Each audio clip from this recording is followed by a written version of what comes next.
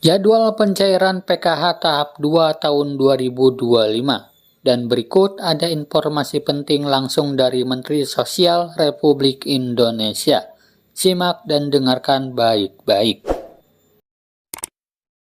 Maka itu kita akan coba 3 bulan, dan kita sudah sepakat dengan BPS, ya, setiap 3 bulan kita lakukan pemutakhiran, dicek lagi, setiap 3 bulan kita lakukan evaluasi, kita lakukan pemutakhiran lagi, kita cek lagi, sehingga bisa jadi nanti penerima manfaat atau keluarga penerima manfaat bisa tidak mendapatkan lagi pada triwulan-triwulan berikutnya.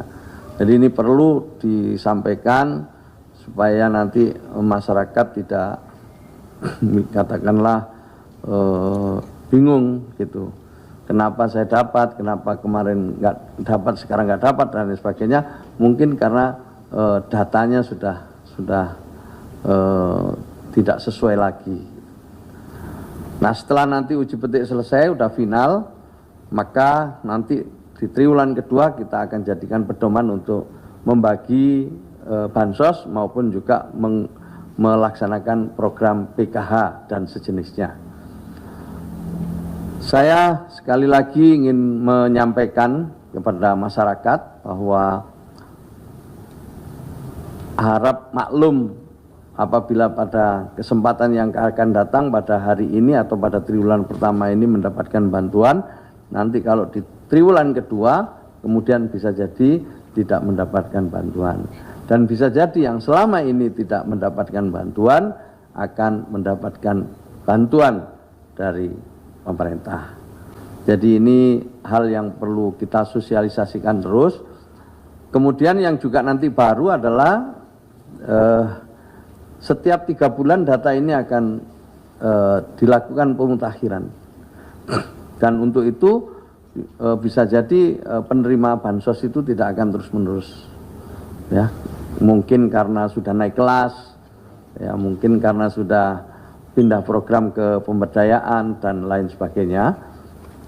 Maka salah satu hasil pertemuan tadi yang dengan Pak Menko Pemberdayaan Masyarakat adalah untuk melakukan perencanaan ke depan, bagaimana program pemberdayaan itu nanti bisa ditindaklanjuti oleh kementerian dan lembaga lain yang sesuai dengan kebutuhan keluarga penerima manfaat tersebut.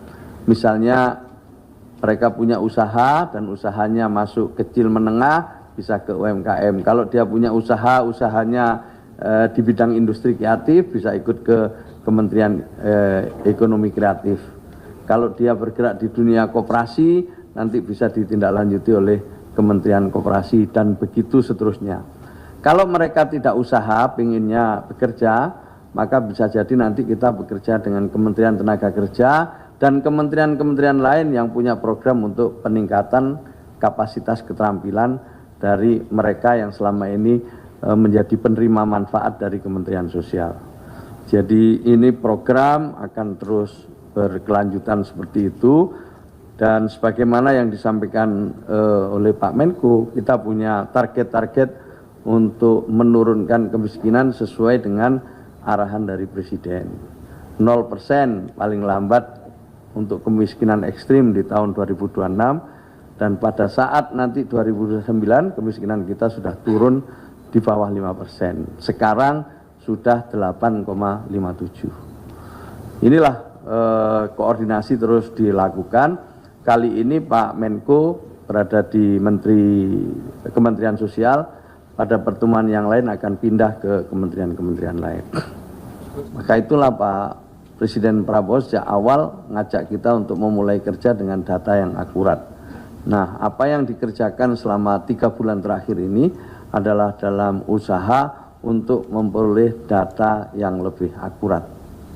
Gitu ya, jadi kita buat begitu, jadi kita akan pelajari. Masukan-masukan yang baik akan terus kita jadikan bahan evaluasi untuk memperbaiki pensasaran ke depan, ya. Maka itu kita akan coba 3 bulan, dan kita sudah sepakat dengan BPS, ya, setiap 3 bulan kita lakukan pemutakhiran, dicek lagi, setiap 3 bulan kita lakukan evaluasi, kita lakukan pemutakhiran lagi, kita cek lagi, sehingga bisa jadi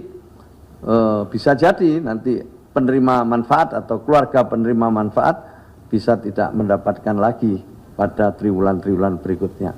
Jadi ini perlu disampaikan supaya nanti masyarakat tidak katakanlah bingung gitu. Kenapa saya dapat, kenapa kemarin nggak dapat, sekarang nggak dapat dan lain sebagainya. Mungkin karena datanya sudah tidak sesuai lagi.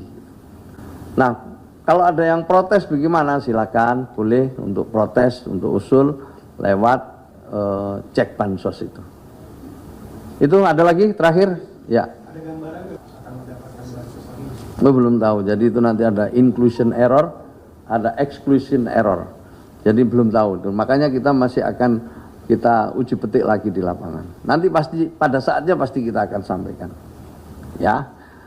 Ya udah sering saya sampaikan juga masalah bansos ini terus dievaluasi, ya dievaluasi terus dan Presiden mengikuti, mencermati dan juga terus menerima laporan sehingga beliau jika dipandang perlu tentu beliau juga akan memberikan tambahan-tambahan jika diperlukan.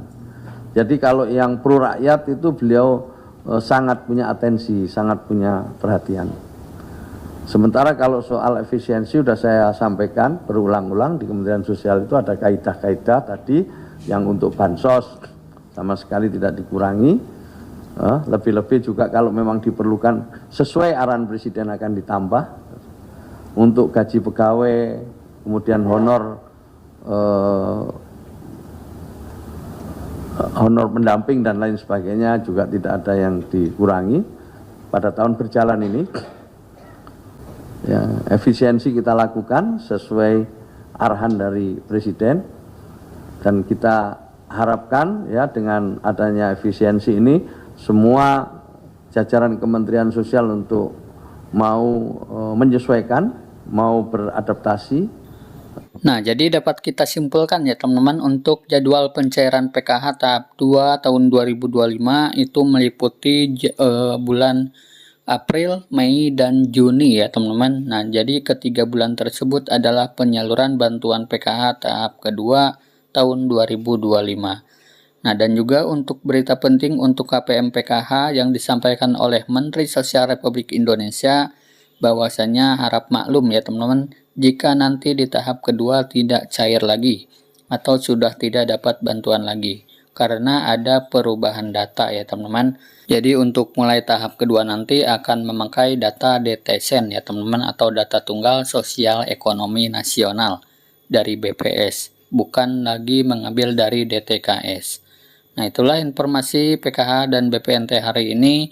Semoga video ini bermanfaat. Sampai jumpa di video selanjutnya. Wassalamualaikum warahmatullahi wabarakatuh.